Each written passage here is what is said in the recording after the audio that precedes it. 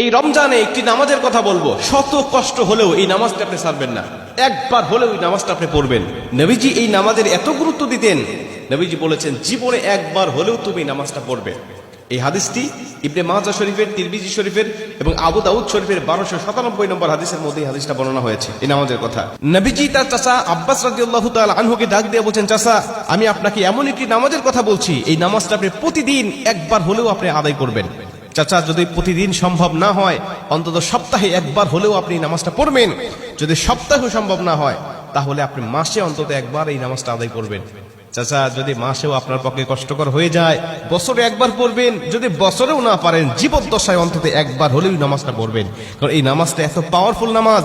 এই নামাজটা আদায় করার কারণে আপনার প্রকাশ্যে অপ্রকাশ্যে যত গুনাহ করেছেন, আপনার ইচ্ছায় অনিচ্ছায় যত গুনাহ করেছেন, আপনার অতীত জীবনে যত গুনাহ করেছেন, সব গুনাহ আল্লাহ আপনাকে ক্ষমা করে দেবে।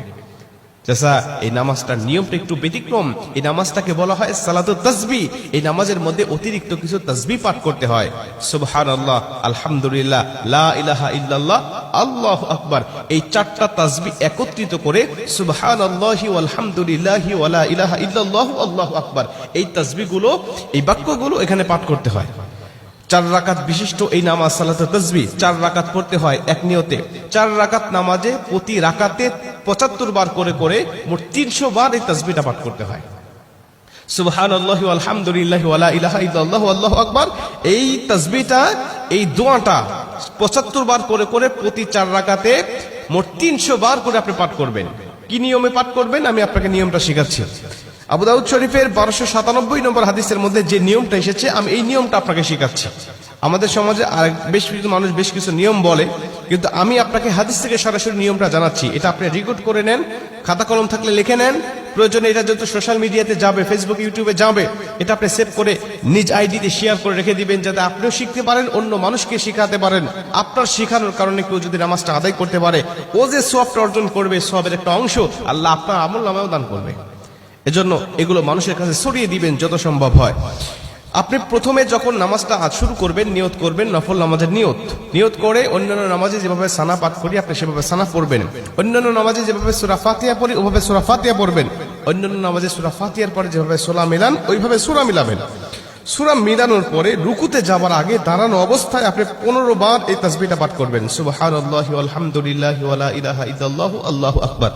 এই তাসবিহটা পাঠ করলেন 15 বার। 15 বার পাঠ করার পর আপনি রুকুতে চলে গেলেন। রুকুতে গিয়ে রুকুর যে তাসবিহটা আছে, তাসবিহটা পাঠ করার পরে সুবহান রাব্বিল আযীম বলার পরে আপনি এই তাসবিহটা আবার পাঠ করবেন 10 বার।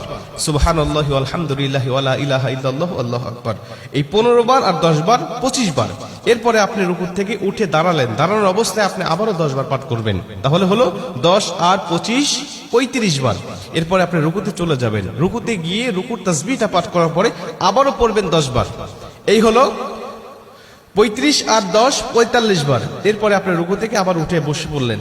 বসার পরে আপনি আবার পড়বেন 10 বার। 45 আর 10 55 বার। এরপরে আপনি আবার রুকুতে চলে যাবেন। রুকুতে গিয়ে রুকুর তাসবিহ পাঠ করার পরে আবার পড়বেন 10 বার। এই হলো 10 আর 55 65 বার। এরপরে রুকু থেকে যখন উঠবেন, উঠে প্রথম রাকাতে আপনাকে দাঁড়াতে হবে। না দাঁড়িয়েই আপনি বসা অবস্থায় আবার 10 বার পাঠ করবেন। এই হলো 65 আর 10 75 বার। দ্বিতীয় রাকাতে ঠিক একই নিয়মে, তৃতীয় রাকাতে ঠিক একই নিয়মে, চতুর্থ রাকাতেও একই নিয়মে, এই 4 রাকাতে 75 বার করে করে যখন 300 বার পাঠ করে আপনি সালাম ফিরিয়ে নামাজটা শেষ করবেন, সালাতুত তাসবিহ নামাজটা আপনার আদায় হয়ে গেল। এই নামাজ শেষ করে আল্লাহ পাকের কাছে আপনি দোয়া করবেন, যেভাবে ইচ্ছা চাইবেন আল্লাহ পাক আপনার দোয়াটাকে কবুল করে নেবে। আমরা দেখেছি বেশ কিছু পিকচারের মধ্যে, বেশ কিছু জায়গায়, বেশ কিছু লেখায় আপনি এই নিয়মটা বর্ণনা করার পাশাপাশি একটু ব্যতিক্রম বর্ণনা করা হয়েছে, যে শেষ রাকাতে সেজদা থেকে উঠে বসে না পড়ে রুকুতে যাওয়ার আগেই মোট 25 বার পড়তে হবে। অর্থাৎ রুকুতে যাওয়ার আগে 10 বার আর সানা পড়ার পরে 15 বার। এই নিয়মটা বর্ণনা করা আছে, কিন্তু হাদিস শরীফের মধ্যে আমি যেটা বললাম এই নিয়মটা বর্ণনা করা আছে। অতএব এই নিয়মে যদি আপনি নামাজটা আদায় করেন, আশা করা যায় আপনার নামাজটা কবুল হয়ে যাবে।